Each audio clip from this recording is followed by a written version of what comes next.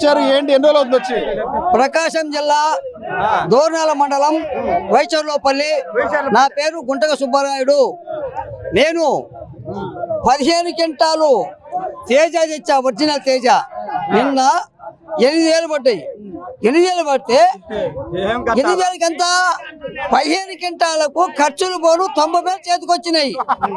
ఇంటికి పోయిన తర్వాత కూలీలకు ఎకరా కింటాకు 6 వేలు ఎక్కడ వాళ్ళ డబ్బులు కట్టాలా? పెదరు కింటాకు 6 వేలు కట్టాలా? 15 ఆర్డర్తో అమౌంట్ అయిపోయింది.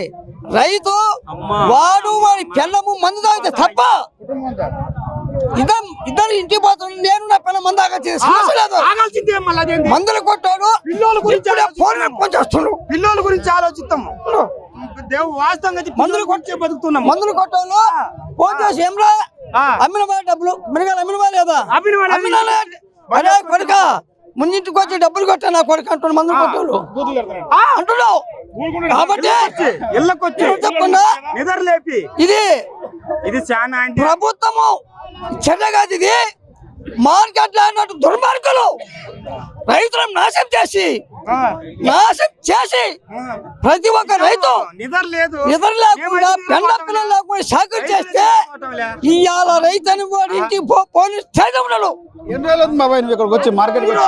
3 రోజులు. మొన్న ఇడ్లీ సాంబార్ తిన్నా. మొన్న ఈ రోజు ఇప్పుడు